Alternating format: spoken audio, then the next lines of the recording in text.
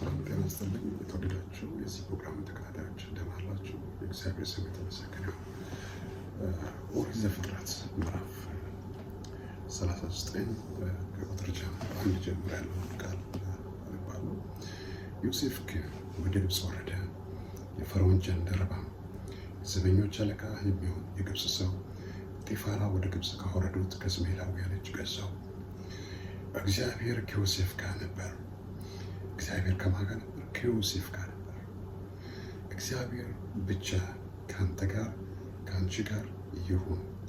እግዚአብሔር ከአንተ ጋር ካለ፣ እግዚአብሔር ከአንቺ ጋር ካለ ሁሉ ከአንተ ጋር ሁሉ ከአንቺ ጋር ይሆናል። እግዚአብሔር ከዮሴፍ ጋር ነበር። ስራውም የተከናወነለት ሰው ሆነ። እግዚአብሔር ከእናንተ ጋር ሲሆን አንደኛ ምልክት ነገር ሁሉ ይከናወናል ማለት ነው። እና ዮሴፍ ውስጥ መለከቱት እኮ በብዙ ቻሌንጅ ነው ያለፈው፣ በብዙ ውጣ ውረድ ነው ያለፈው። ግን እግዚአብሔር ከዮሴፍ ጋር ስለነበር የሚሄድበት መንገድ የተሳሳተ መንገድ ይመስላል፣ ወደ ገደል የሚሄድ ይመስላል፣ እግዚአብሔር የተወው ይመስላል። ለምን?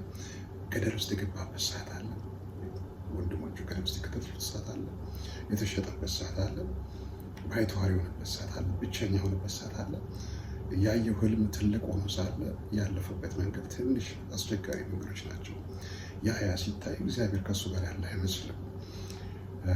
አንዳንዴ ባለራዕይ ስትሆኑ ህልም በእናንተ ውስጥ ሲኖር ቤተሰብ አይረዳችሁም፣ ጓደኛ አይረዳችሁም፣ የቅርቤ የምትሉት ሰው አይረዳችሁም። ዮሴፍ ጋር የነበረው ይህ ነው። በሚገርማችሁ ህልም ማለም ሲጀምርና ህልሙን ሲነግራቸው የሩቅ ሰው አይደለም ቤተሰቦቹ ነው ያገለሉት። ወንድሞቹ ማግለል የጀመሩት ወይም ጥላቻቸው የጨመረው ህልም ማለም ሲጀምር። እርግጥ ነው መጀመሪያም አባቱ ከራሔል ከወለዳቸው ከቢንያምና ከሱ ጋር ስታስተያዩ ወደ ሁለቱ ያተኩራል። ከሌሎቹ ይልቅ አባታቸው ወደ ሁለቱ ያተኩራል፣ ይወደዋል። ግን ያ አይደለም ዋናው ነገር። ዮሴፍ አክቲቪቲ ያለው ያንዳንዱ የሚያየውን ነገር ለአባቱም ይናገራል። አባት ደግሞ የሚወደው እንደዚህ ተግባቢ የሆነውን የመቀራረብ ወይም በራሱ በቤቱ ላይ ባይተዋር የማይወሩ ለአባቱ የሚቀርቡ እንደ ልጅ የሚሆነው ነው። እና ዮሴፍ ይህ አይነት ባህሪ ነበረው። ከአባቱ ጋር የመቀራረብ ታችመንት ነበረው እና በዛ ይወደዋል። እንዲሁም ደግሞ ህልም ያለ ማለት ህልም ስታልም እንግዲህ አስቢ፣ ባለራዕይ ስትሆኑ ወይም ቪዥነሪ ስትሆኑ የቅርብ የምትሉት ሰው አይረዳችሁም፣ ዘመድ አይረዳችሁም፣ ጓደኛ አይረዳችሁም። የሆነ ያበዳችሁ ሊመስለው ይችላል። የሆነ በቃ ሞኝነት ይመስለዋል፣ የዋህነት ወይም ጅልነት ሊመስላችሁ ይችላል። ግን ባለራዕይ ስትሆኑ የምታልፉበት መንገድ አንዳንዴ ተመሳሳይነትም አለው። እነዚህ ዮሴፍ ያለፈባቸው መንገዶች ስትመለከቱ መገፋት አለው፣ ጉድጓድ ውስጥ መጣል አለው፣ የመታሰር፣ የብቸኝነት፣ የባይተዋርነት፣ ሰዎች የማግለል እንደዚህ አይነት የተለያዩ ሂደቶችን ልታልፉ ትችላላችሁ። እና ዮሴፍን ወንድሞቹ ጉድጓድ ውስጥ ጥለውታል፣ ሸጠውታል። እንዲሁም ደግሞ ህልሙን እንኳን በሚነግራቸው ሰዓት እና ያዕቆብ እንኳን አላመኑበትም። እኛ ልንሰግድልህ ነው ያሉት ነበር። የኔ ነዶ የነሱ ነዶ ሲሰግዳየው ሲል፣ እንዲሁም ጨረቃና ፀሐይ ከዋክብት ሳይቀር ሰገዱልኝ ሲል እኛ ልንሰግድልህ ነው ብሎ ያዕቆብ እንኳን ያለው ማለት ነው። ህልም ራዕይ ትልቅ ሲሆን ወደዛ ህልምና ግብ እስከምንደርስ ድረስ ማንም ሰው እውነት አይመስለውም። የመልቃዥ ይመስለዋል፣ ጉራ ይመስለዋል፣ ትምክህት ይመስለዋል። ግን የምታልፍበት አስቸጋሪ መንገዶች ቢኖሩ ምናልባት የምትበደርበት፣ የሰው ፊት የምታይበት፣ የሰዎች የምታይበት ብዙ አስቸጋሪ ጎዳናዎች ልታልፍ ትችላለህ። ስራ ልታጣ ትችላለህ። የልብህን የሚረዳ ሰው ልታጣ ትችላለህ። ሊረበህ ሊጠማ ይችላል። ያየውና የምታልፍበት መንገድ የተለያየ ሊሆን ይችላል እና እነዚህ ሁሉ የምታልፍበት የባለ ራዕይ ወይም የህልም አላሚ መንገዶች ናቸው እና ዮሴፍ ለእንደነዚህ ለድሪመሮች ወይም ለቪዥነሪዎች እንደ ምልክት የሚታይ ሰው ነው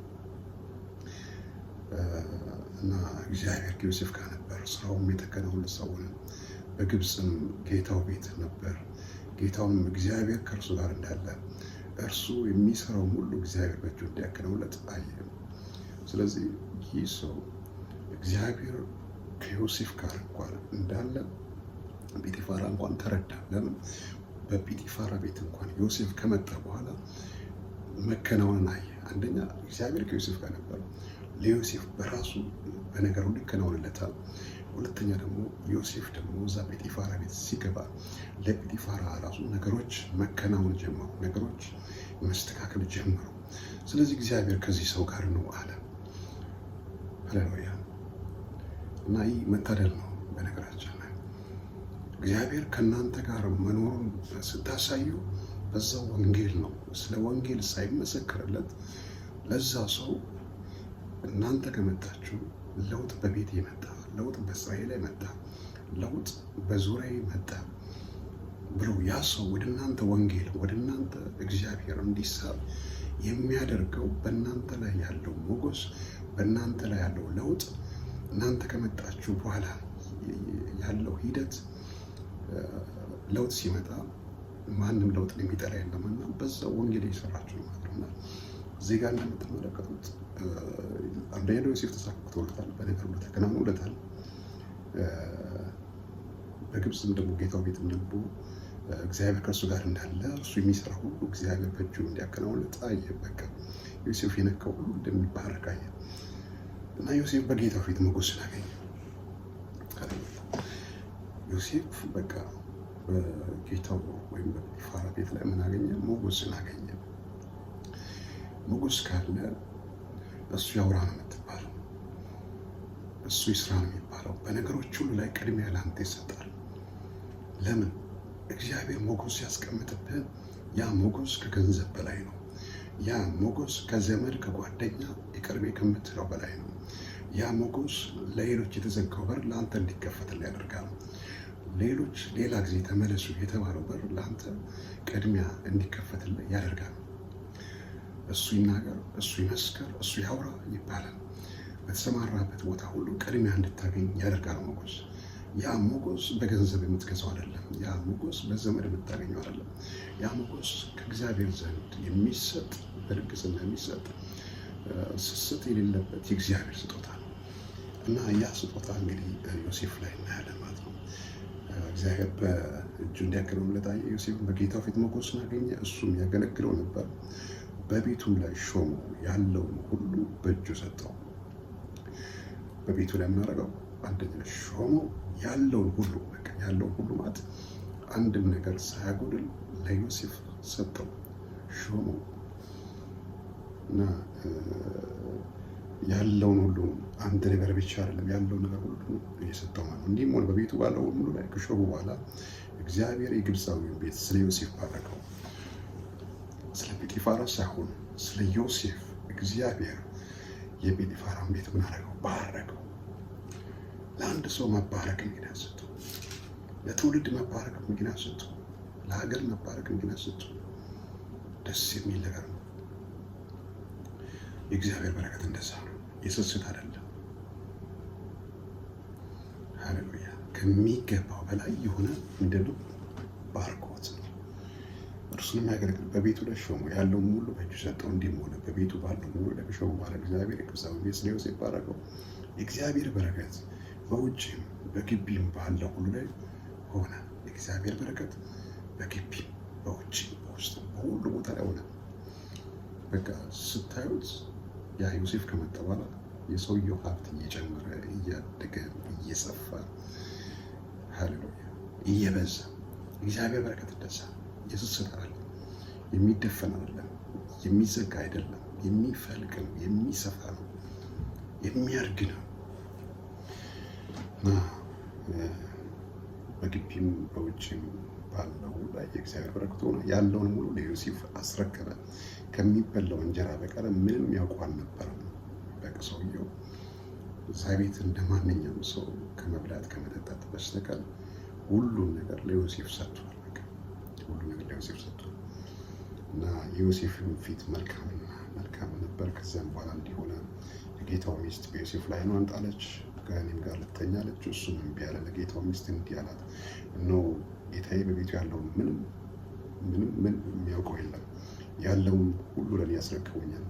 ለዚህ ቤት ከኔ የሚበልጥ ሰው የለም። ሚስቱ ስለሆነች ከአንቺም በቀር ያልሰጠኝ ነገር የለም። እንዴት ይህን ትልቅ ነገር ክፉ ነገር አድርጋለሁ? በእግዚአብሔር ፊት እንዴት ኃጢአት እሰራለሁ? ይህን ምግብ ነገር በየዕለቱ ለዮሴፍ ትነግረው ነበር፣ እሱም ከእሷ ጋር ይተኛ ዘንድ። እሷም ግን ይሁን ዘንድ አልሰማትም። እንዲህም ሆነ እዛ ጊዜ ስራውን እንዲሰራ ወደ ቤቱ ገባ። በቤትም ውስጥ ከቤተሰቦች ማንም አልነበረም። ከኔ ጋር ተኛ ስትል ልብሱን ተጠምጥማ ያዘች። እሱም ልብሱን በእጇ ትቶላት ሸሸ። እንግዲህ እዚህ ላይ እንደምትመለከቱት ከዚያ በኋላ ድምጿን ከፍ አድርጋ በመጮህ እንደደፈራት አድርጋ እንዲታሰር ዮሴፍን ወደ እስር ቤት እንዲወረወር ዮሴፍ በግብፅ ያሉት እስረኞች ሁሉ ላይ እንዲታሰር ወደ እስር ተላልፎ እንዲሰጥ አደረገች ማለት ነው። እና እግዚአብሔር ግን ከዮሴፍ ጋር ነበር። ጉድጓድ ውስጥ ሲጣለቅ እግዚአብሔር ከዮሴፍ ጋር ነበር። ጲጢፋራ ቤት እግዚአብሔር ከዮሴፍ ጋር ነበር። እስር ቤትም እግዚአብሔር ከእሱ ጋር ነበር እና በሄደበት የእግዚአብሔር አብሮነት ነበረው እና እግዚአብሔር ከዮሴፍ ጋር ነበር እና ምሕረትን አበዛለት። በግዞት ቤቱ አለቃ ፊት ሞገስ ሰጠ። የሚገርማችሁ በጲጢፋራ ቤት በቅንነት በየዋህነት በጥሩ መንፈስ ሲያገለግል እሱ ከመጣ በኋላ ቤቱ ተባርኳል። በውስጥ በውጭ በግቢ ሁሉ በረከት ፈሷል። ግን ለሱ የተከፈለው እንደመሸለም ጥሩ ነገር እንደማድረግ የጲጢፋራ ባለቤት አሳልፋ እንዲታሰር ያስደረገችው። ከዛ በኋላ ግን የሚገርማቸው እስር ቤትም ገብቶ የእግዚአብሔር አብሮነት ከእሱ ጋር ስላለ ለዚህ ሰው እግዚአብሔር ሞገስን ሰጠው። በእስር ቤት ባሉት ሁሉ ዘንድ የምንሰጠው ሞገስን ሰጠው። በግዞት ያሉትን እስረኞች ሁሉ በዮሴፍ እጅ አሳልፎ ሰጣቸው። የእስረኞች ሁሉ አለቃ አደረገው እና እስረኞች ሁሉ በዮሴፍ እጅ አሳልፎ ሰጣቸው። በዚያም የሚደረገው ነገር ሁሉ እርሱ የሚያደርገው ነገር ነበር። የግዞት ቤቱ አለቃ በእጁ ያለው ነገር ከቶ አላስበም። እግዚአብሔር ከሱ ጋር ነበርና የሚያደርገውም ሁሉ እግዚአብሔር ያቀናለት ነበር። እስር ቤትም ገብቶ እግዚአብሔር ከዮሴፍ ጋር ስለነበር ሞገስን ሰጠው። በነገር ሁሉ ደግሞ እንዲቃናለት እንዲከናውለት ሆነ። በጣም ይገርማችሁ፣ ዮሴፍ ደግሞ በገባበት ቦታ ሁሉ እግዚአብሔር ሲያማራ አታዩትም። በቃ ሲያመሰግን ነው የምታዩት። በቃ በጥሩ መስመር ውስጥ ነው ያለው። ያ በሰውኛ ስትመለከቱት እግዚአብሔር ምን በድዬ የሆነው ጉድጓድ ውስጥ እንድጣል ያደረገው፣ እንድሸጥ ያደረገው፣ እስር ቤት እንድገባ ያደረገው፣ በግዞት ቤት ውስጥ እንድገባ ያደረገው ለምንድን ነው ብሎ ሌላ ሰው ቢሆን ምን ያደርጋል? ያጉረመርማል። ዮሴፍ ስትመለከቱት በሄደበት ቦታ ሁሉ የሚሄድበትን መንገድ ሁሉ አጣጥሞ በስርዓት አልፎ ነው የሚሄደው እና በሄደበት ቦታ ሁሉ ግን እግዚአብሔር ከእሱ ጋር እንዳለ ደግሞ ያሳያል ማለት ነው። እና በጣም የሚገርማችሁ ከዛ እስር ቤት እንዳለ እግዚአብሔር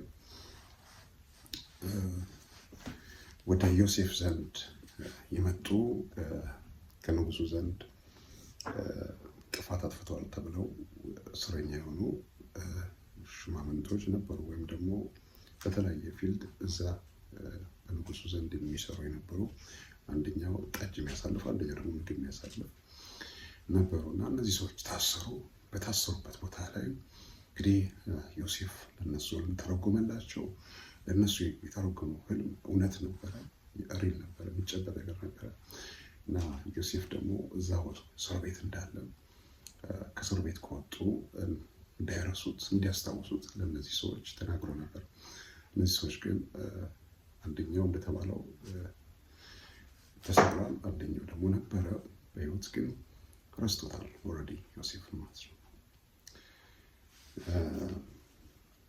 እና በዚያም የዘበኞች አለቃ ባሪያ የሆነ አንድ ዕብራዊ ጎልማሳ ከኛ ጋር ነበረ እያለ እንግዲህ ይህ ነገር መቼ ነው የሚናገረው? ይህ እስረኛ የነበረው ሰው ወይም ደግሞ ተፈቶ ከዛ ቤተ መንግስት ወይም ደግሞ ንጉሱ አሽከር የነበረው ሰው ነው የሚያወራው። እና ይህ ሰው ንጉሱ ህልም አይቶ ህልሙን የሚተረጉምለት ሰው አጥቶ የተለያዩ ህልምን ይተረጉማሉ ተብሎ የሚታወቁትን ሰዎች ሁሉ አምጥቶ ግን በትክክል የሚተረጉምለት ሰው አላገኘም። እና በዛ ጊዜ ነው ለእኛም እንደዚህ ህልም አይተን ህልማችን የፈታልን ዮሴፍ የሚባል እስር ቤት ያለ አንድ ጎልማሳ ሰው አለ ብለው ስለ ዮሴፍ ነገሩት ማለት ነው።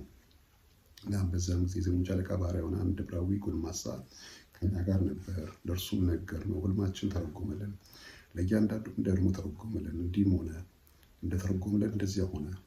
እኔ ወደ ሹመቴ ተመለስኩ፣ እሱም ተሰቀለ። ፈርዖንም ልኮ ዮሴፍን አስጠራ፣ ከግዞትም ቤት አስቸኰሉት።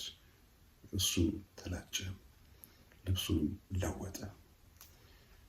ዮሴፍን አስጠራ፣ ከግዞት ቤት ምን አደረጉት? አስቸኰሉት። ሃሌሉያ! ዛሬ ለአንድ ሰው የዘገየ ነገር፣ የቆየ ነገር፣ አልፈጠን ያለ ነገር መቸኮል ይሆንለት፣ በእጁ መግባት ይሆንለት። ዮሴፍ እንግዲህ እስር ቤት ምን ብሏል? ቆይቷል።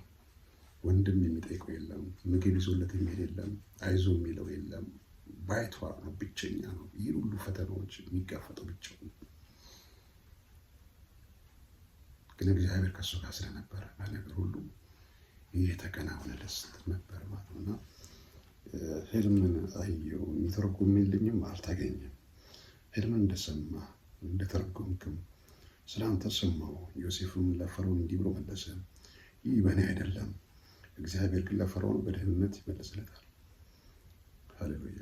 በቃ ህልም እንደሚያልም ስለሱ ሲናገር እሱ ደግሞ ይህ በእኔ አይደለም፣ በቃ በእግዚአብሔር ስጦታ ነው፣ የእግዚአብሔር ስጦታ ነው እንጂ የኔ እውቀት፣ የኔ ጥበብ፣ የኔ ተርጓሚነት አይደለም ብሎ ስለ እግዚአብሔር እውቅና እየሰጠ ነው።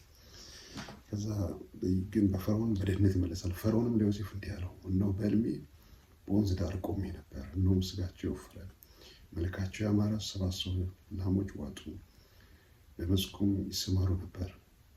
ከእነርሱም በኋላ እነሆ የደከሙ መልካቸው እጅግ ገፋ ስጋቸውን የከሳ ሌሎች 7 ላሞች ወጡ።